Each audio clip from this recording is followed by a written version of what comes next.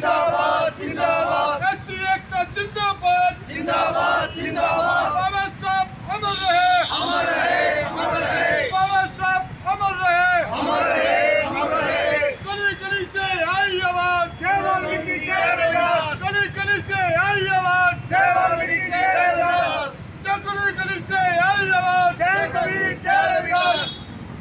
पूरी नहीं तो डूब मरो, डूब मरो, डूब मरो, पूरी नहीं तो डूब मरो, डूब मरो, डूब मरो। क्या सरकार मुर्दाबाद, मुर्दाबाद मुर्दाबाद, क्या सरकार मुर्दाबाद, मुर्दाबाद मुर्दाबाद, जिंदाबाद मुर्दाबाद, मुर्दाबाद मुर्दाबाद, ऐसी एकता जिंदाबाद, जिंदाबाद जिंदाबाद, बाबा साहब अमर रहे। अमर रहे। जी आप एक युवा नेता हैं, कांग्रेस की तरफ से आज आपने समर्थन दिया है, तो क्या कहना, रानी तालाब पर यहाँ धरना लगा दिया गया?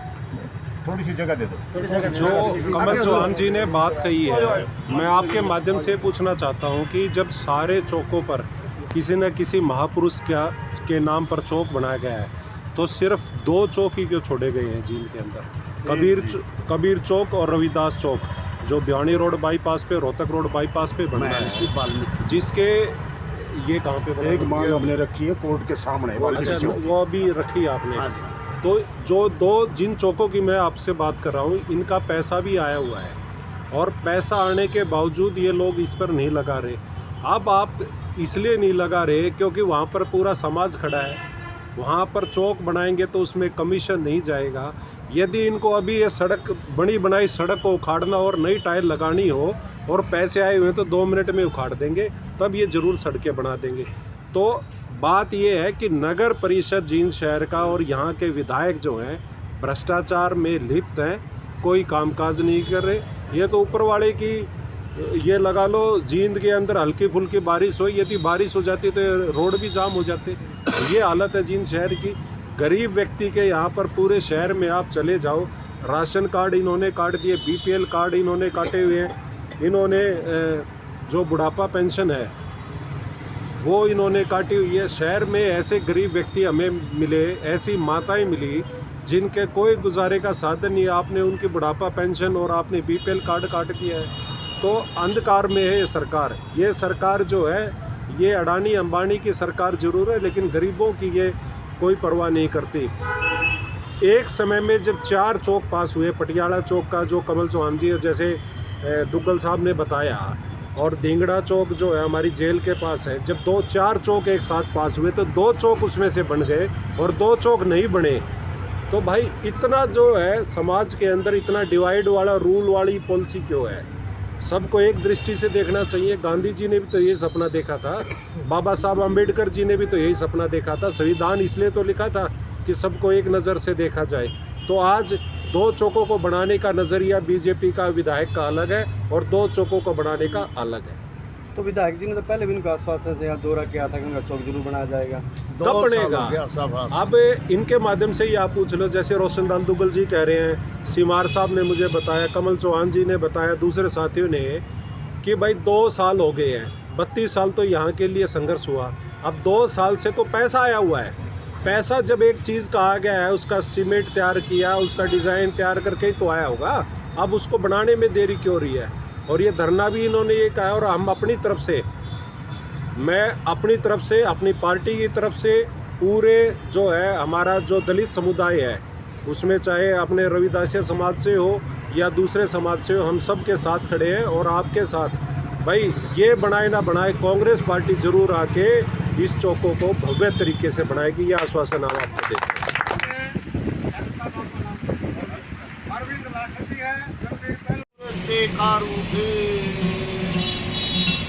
आवे मुसाफिर भेट जा तो आपने उठ डूबे।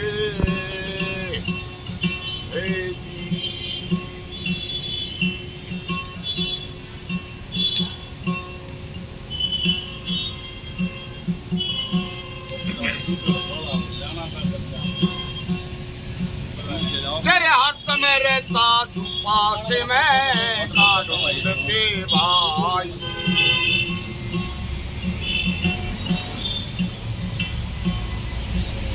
तेरे हाथ में रहता तू पास में काटो के भाई।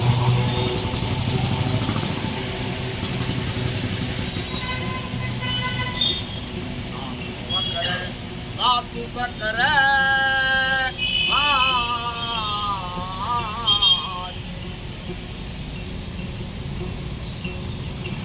ना तू बकरे रे ना तू बकरे ना से तुरी गंडास में चीन पूछ मेरे वो ना मिला हाथ हाथी हाथ में कारे के भाई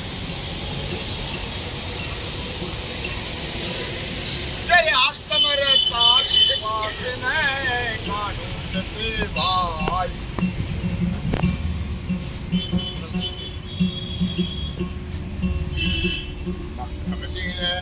वो ना मिलता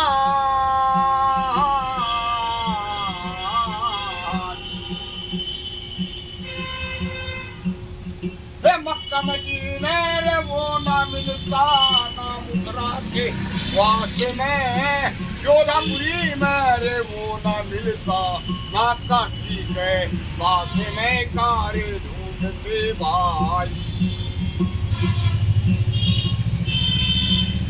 तेरे हाथ में रहता तू पास में का ढूंढते भाई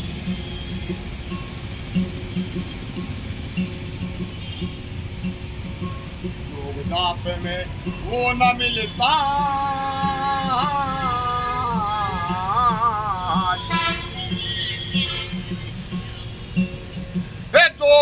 पे मेरे वो न मिलता ना सतू शन्नास में मेरे तुरते मिले एक पल भर की तय दास में कारे ढूंढते भाई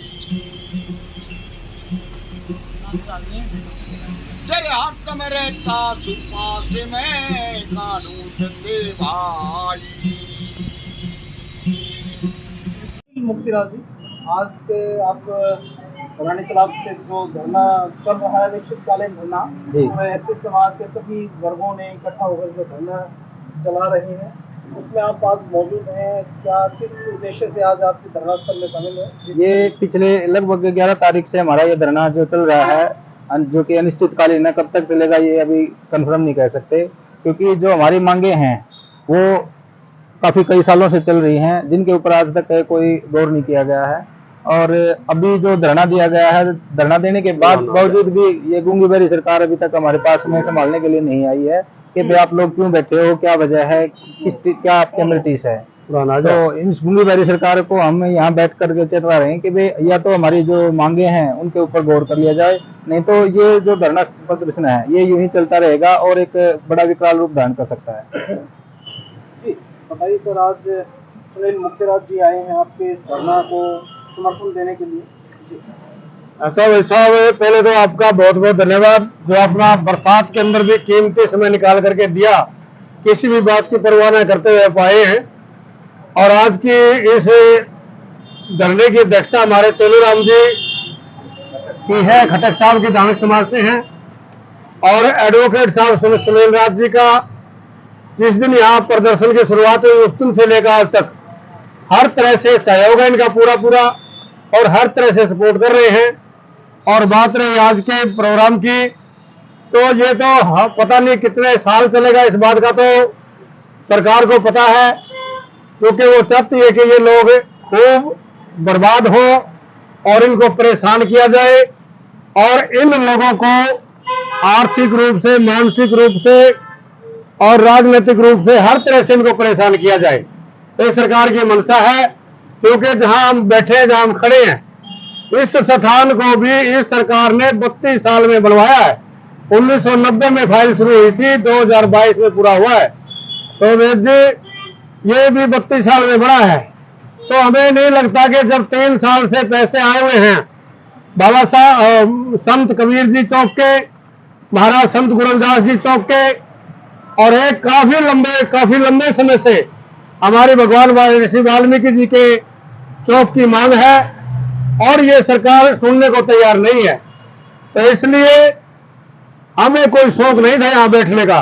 सरकार की मंशा के अनुसार मजबूरन समाज को सड़क पर आना पड़ा है और सरकार थोड़ा हल्के में ले रही है। और हमारी जो पार्टियां हैं, हमारे जो साथी हैं, वो फील्ड में उतर चुके हैं, और जब वो फील्ड में उतर चुके हैं तो हर वर्ग के अंदर जाकर के हम अपने काम को शुरुआत दे चुके हैं। और जब इस जींद की धरा पर मतलब इस प्रशासन की आंखें खोलने के लिए, हम सरकार के आंखें खोलने के लिए, उसके कान में आवाज डालने के लिए जो हमारा जो प्रोग्राम है वो आने वाले समय में आपके माध्यम से हम सरकार को ये दिखाना चाहते हैं कि ये जो गरीब समाज के लोगों को आप कुछ नहीं समझते, इनके बगैर आप भी कुछ नहीं है। क्योंकि यही लोग सरकार बनाते हैं और यही लोग मतलब उस सरकार का संस्कार भी करते हैं, यही लोग करते हैं। तो इसलिए हमारे जो साथी सरकार में बैठे हैं, बाबा साहब के रिजर्वेशन के अनुसार जो लोग हमारी पार्टियों से, इन पार्टियों से टिकट लेकर के आते हैं, वो कभी भी समाज की आवाज नहीं सुनते, और वो जब भी सुनते हैं तो अपने आकाओं की बात सुनते हैं। मैंने इस बात के ऊपर आपसे निवेदन करता हूं कि इस बात को पूरी तरह से हाईलाइट किया जाए, क्योंकि जो भी, चाहे वो कोई भी पार्टी है, कोई भी नेता है, जब भी समाज के ऊपर जुल्म जाती होती है, हमारे साथ बलात्कार होता है, तब वो नहीं आते। हमारी डेड बॉडी सड़क में रखी होती है, तब वो नहीं आते। हमारे जब से आदमी मर जाते हैं तब भी वो नहीं आते। और जब उन्हें वोट मांगनी होती है तब समाज के अंदर आकर के कहते हैं कि वहां तो तुम्हारों ने तो दानक खड़ा कर दिया, दानकों ने तुम्हार खड़ा कर दिया, हमारे नाक की लड़ाई है, हमारे शर्म की लड़ाई है। तो फिर वो हमारे को लड़ाते हैं आपस में और इसलिए समाज को तोड़ के रखते हैं। लेकिन आज जींद की धरा से ये हमने शुरुआत की है, इसको पूरे हरियाणा में लेकर के जाएंगे कि जो ये शेड्यूल कास्ट की जातियां, बैकवर्ड की जातियां, उनको एक मंच में करके हम इस सरकार को ये दिखाएंगे कि गरीब लोगों की आवाज क्या होती है।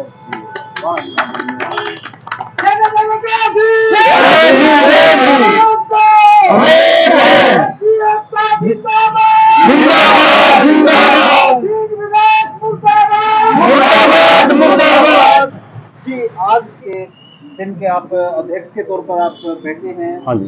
तो आपकी किस प्रकार की मांग है और किस प्रकार आप इस धरने को कैसे और पैना करने जा रहे हैं, उसकी रणनीति को किस प्रकार से और उसको तीखापन देने जा रहे हैं, ताकि आपकी जो समाज की जो मांगे हैं उन मांगों पर सरकार जाग जाए और उन मांगों को पूरा कर दे।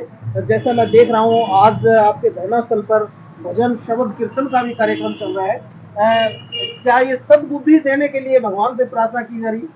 देखिए, ये 2019 से ये जो मांग रखी गई है बाबा साहेब की और रविदास जिया की और कबीर साहेब की, ये जो पैसे सरकार ने मंजूर किए चौक के, और उन्होंने इन बातों को गौर नहीं किया और ना ही मेरा और जो डबल लोग हैं उनके बना कहे, उनके जो बूथ बना करके चौकों पर लगाए गए हैं। और हमारा जो मिशन है, जब तक ये हमारी मांगे पूरी नहीं होगी, जब तक हमारा मिशन चलता रहेगा। आगे भी जो रणनीति है हमारी कमेटी बनाएगी और उसके तहत अगर उचित समझा तो हम इस सरकार, पहली सरकार को हमने 10 साल छोड़ कर रखा और इस सरकार को तो कभी भी नहीं आने देंगे। ऐसा हमारे साथ किया, धोखा किया। अगर ये हमारी मांगे नहीं मानी तो हम ऐसे संघर्ष करेंगे और इतनी इन बातों के साथ जो है हम आगे करना चाहते। मेरा नाम तेलूराम खटक पौड़ी। जी, रोशनलाल दुग्गल जी, किस प्रकार से आप अपनी मांगों को मनवाने के लिए किस प्रकार की नई रणनीति के तहत काम कर रहे हैं? मैं देख रहा हूँ शब्द, कीर्तन, भजन, और आप सरकार को शायद सद्बुद्धि के लिए प्रार्थना कर रहे हैं अपने इस अनिश्चितकालीन धरने के दौरान।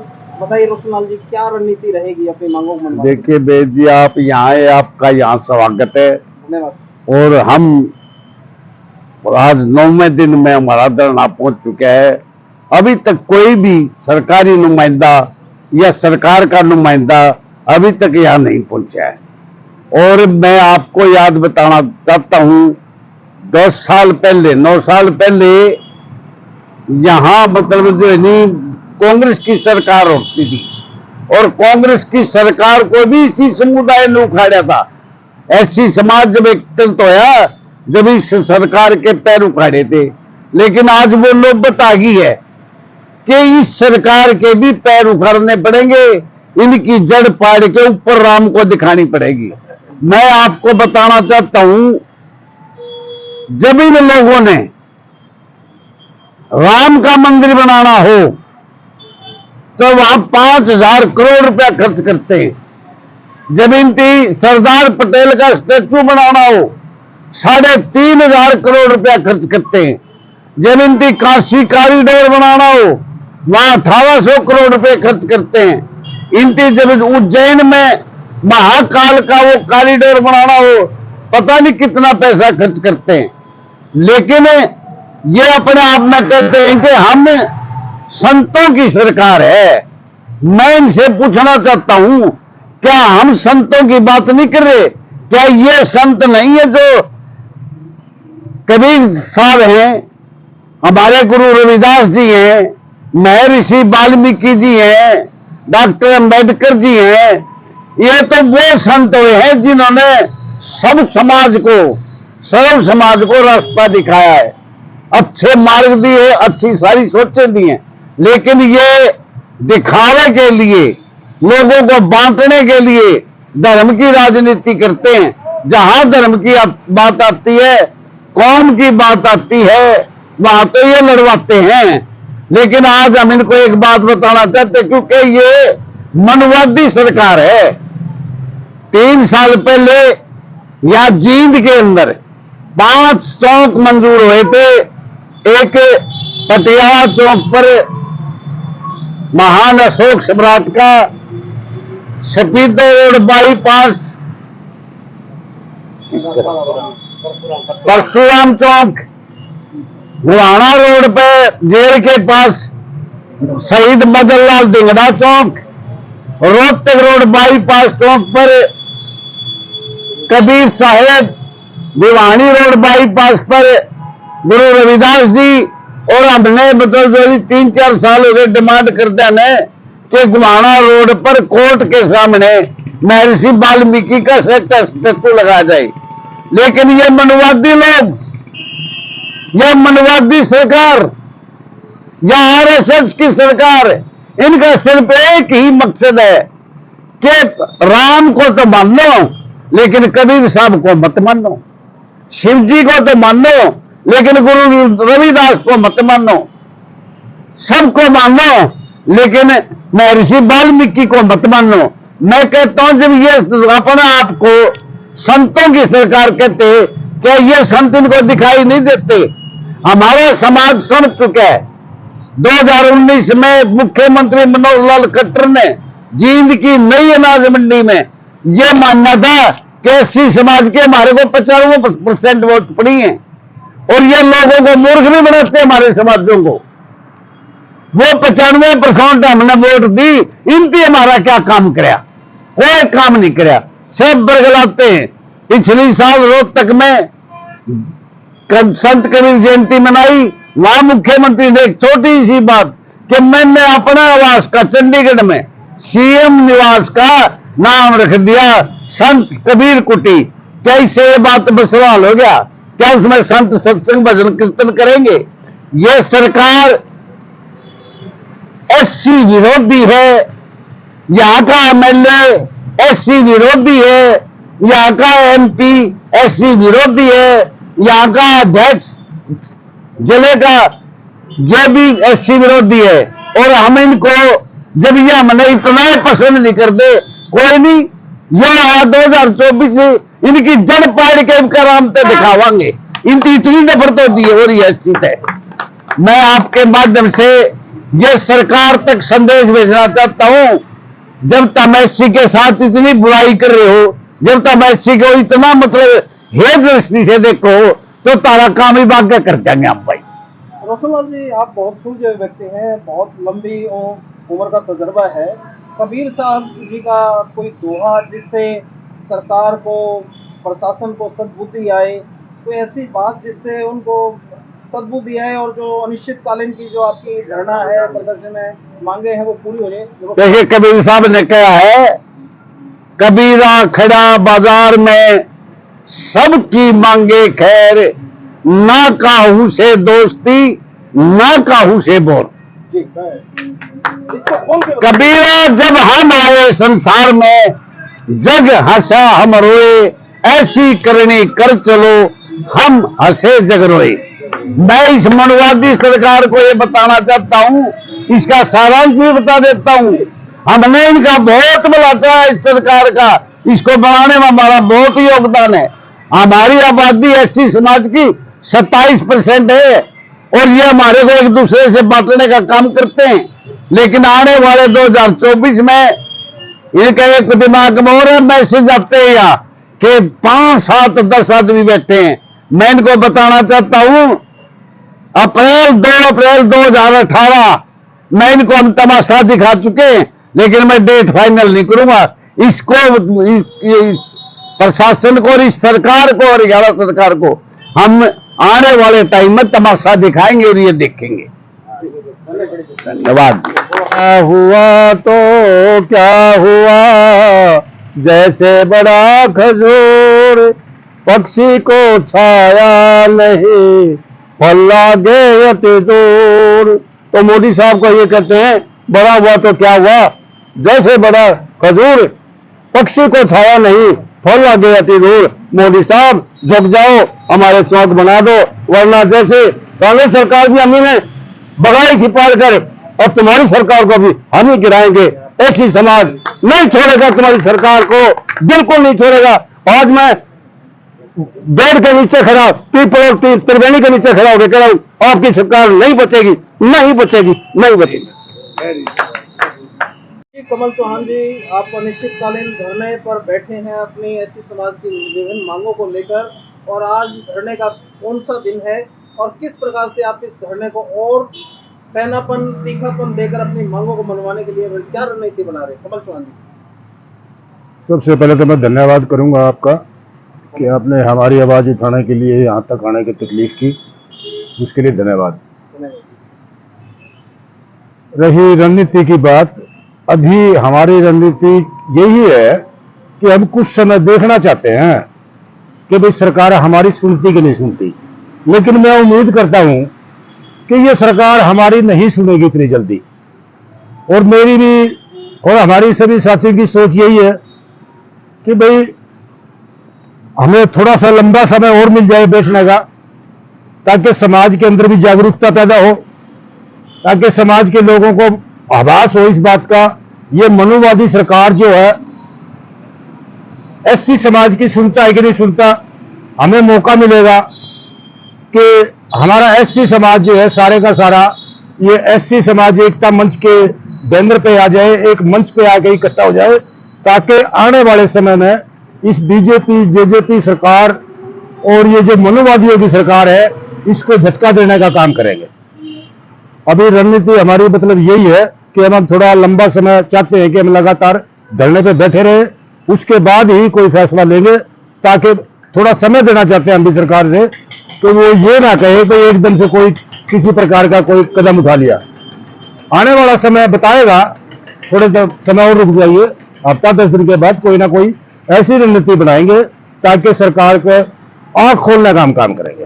कमल चौहान जी, जैसे हम देख रहे हैं दिन प्रतिदिन नित्य विभिन्न राजनीतिक दलों के प्रतिनिधि आप लोगों के साथ समर्थन देने के लिए आप लोगों के मध्य आ रहे हैं, तो इस समर्थन को देखते हुए और जिस प्रकार से आप अस्वस्थ होने के बावजूद भी आप धरने स्थल पर लगातार बैठे हुए हैं, बारिश आ रही है, धूप, गर्मी, उस परिस्थिति में आपकी जो दृढ़ निश्चय नजर आ रहा है कि शायद आप अपनी मांगों को मनवाकर ही इस धरना स्थल से उठने वाले हैं। पंचाल साहब, ऐसा है, ये लड़ाई मेरी अपनी व्यक्तिगत लड़ाई नहीं है, ये पूरे समाज की लड़ाई है। उसमें क्या है कि चाहे अपना कुछ भी कुर्बान करना पड़े समाज के लिए, हम पूरे टाइम जो है ना हाजिर हैं। अगर जेल जाना पड़े, लाठियां खानी पड़े, उसके लिए भी हम तैयार हैं। अगर सरकार जैसे ये हमारे लोकल विधायक जो बोलते हैं ना कि धरने पे बैठेंगे तो लठ भी लगेंगे, हम तो उस इंतजार में है कि वो लठ कब लेके आएंगे हमारे पास और वो हमारे यहाँ लठ मारे। तो मैं आपकी जानकारी के लिए बता दूं और लोकल विधायक की जानकारी के लिए बता दूं, ये लोग जो बैठे हैं, ये मार्शल कौम है।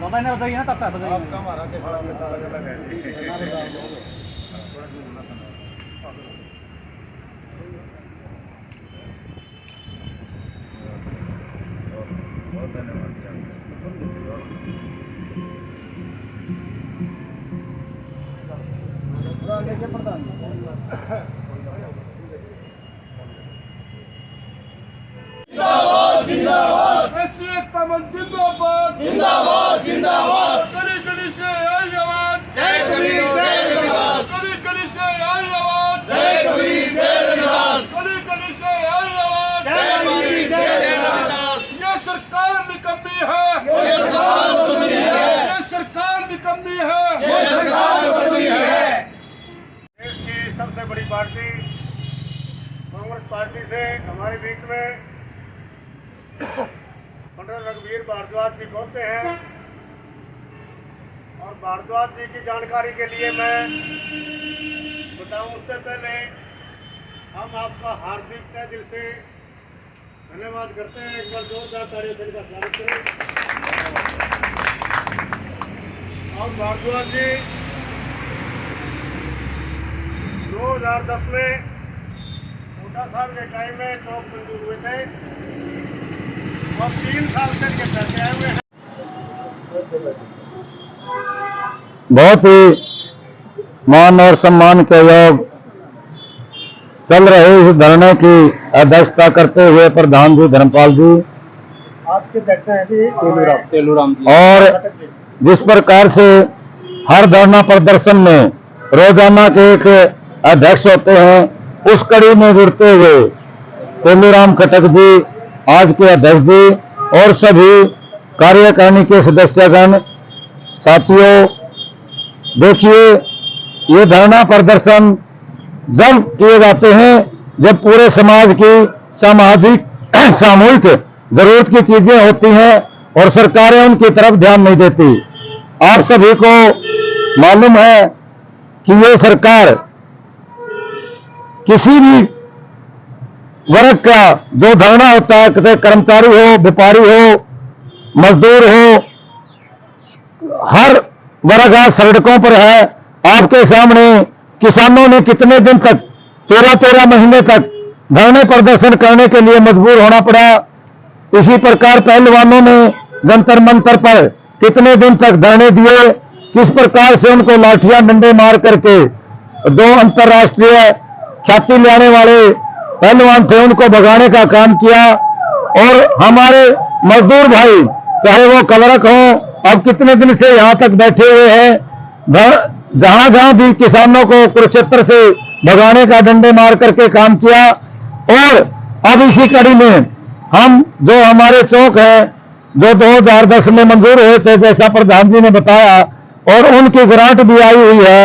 रविदास चौक, वाल्मीकि चौक, अंबेडकर चौक और सम्राट चौक जिसका नामकरण नहीं किया जा रहा, ये पैसे जो लाट हुए हैं इनको देने का काम सरकार नहीं कर रही है, क्योंकि उसकी नीयत में खोट है, बेईमानी है। उस पैसे को पता नहीं कहां लगाना चाहते हैं, किस प्रकार से हड़पना चाहते हैं। लेकिन मैं बताना चाहता हूं कि आज समाज, हर व्यक्ति समाज का जागृत है और बाबा साहब अम्बेडकर ने हमारे को इन बातों के अधिकार दिए हुए हैं। चाहे वो व्यापारी को हो, व्यापारी को अपने व्यापार करने के अधिकार दिए हैं, किसान को अपनी किसानी करने के अधिकार दिए हैं और कर्मचारी को अपने वेतन, कर्मचारी को अपनी नौकरी करने के अधिकार दिए हैं और गरीब आदमी को, मजदूर को भी ऐसे ही अधिकार दिए हैं जिससे वो अपने जीवन यापन के लिए अपने काम करे और अपने अधिकारों की लड़ाई लड़ सके। और ये हमारे देवता समान, ऋषि मुनि समान, ये जो हमारे देवता रविदास जी हों, वाल्मीकि जी हों, ये सभी के हैं। इसमें कोई किसी बिरादरी की बात नहीं, किसी वर्ग की बात नहीं। और इनके वो पैसा लगाना चाहिए और ना लगाने का जो काम कर रहे हैं उसकी लड़ाई आप लड़ रहे हैं। आपके साथ पूरा समाज है। देखिए समाज के अंदर हर तरह के व्यक्ति होते हैं। कुछ साथी ऐसे होते हैं चुनिंदा, जिनकी जिम्मेवारी ये धरने प्रदर्शन करने की होती है, अपनी मांग उठाने की होती है। कुछ लोग अपनी रोजी रोटी कमाने की काम करते हैं। ये चंद लोग ना समझ करके इनको पूरा समाज समझा जाए और इनके साथ बाकी समाज भी तैयार बैठे हैं लड़ाई लड़ने के लिए। मैं कांग्रेस पार्टी का हरियाणा प्रदेश का सदस्य होने के नाते भी और पार्टी के तौर पर भी यह आश्वासन दिलाता हूं कि हम लोग आपके साथ इस जायज मांग के लिए 24 घंटे खड़े रहेंगे और आपके साथ धरने पर भी बैठेंगे, सभी काम करेंगे। जैसी जरूरत पड़ेगी वो पूरी लड़ाई लड़ेंगे। क्योंकि ये निकम्मी सरकार जो ऐसा लगता है अगर ये सुनने वाली नहीं है, गूंगी बहरी सरकार है। ये हमारे दो की नीति पर काम करती है, केवल 2 प्रशासक और 2 व्यापारी, उसके अलावा पूरे देश के अंदर कुछ नहीं दिखाई देता इन्होंने। और धरने मांग करने वाले लोगों की तरफ तो ये नकाते नहीं है। आपके सामने मैं बताना चाहूंगा कि पीछे इनसे पहले कांग्रेस पार्टी की सरकार थी, उसमें 3 दिन 4 दिन 5 दिन बड़ी मुश्किल लगते थे और भाई रणदीप सुरजेवाला जी की अध्यक्षता में एक कमेटी गठित की जाती थी और वहां करके मौके पर ही, चाहे वो 1 दिन लगो 2 दिन लगो, उनका फैसला करके जाते थे, मांगों को मान करके जाते थे। और यह सरकार आपके सामने जिस प्रकार से किसानों की समझौते की बात जब चली, आपने देखा कि कृषि मंत्री किस प्रकार से 5-5 मिनट में अंदर जा जाकर के बात करता था। ऊपर कोई अधिकार नहीं इनको किसी को भी, 2 आदमियों को सिवाय आगे कोई अधिकार किसी को फैसले करने का नहीं, ना ही ये कुछ कर सकते, केवल बयानबाजी ही करते हैं। और यह जो पैसा है इसको कोई भी ताकत नहीं रोक सकती और इसको पैसे को देना ही पड़ेगा, क्योंकि ये हमारे ऋषि मुनियों का, देवताओं का इनके लिए पैसा है और ये नहीं देंगे तो हम आपके साथ हैं। धन्यवाद। जय हिंद।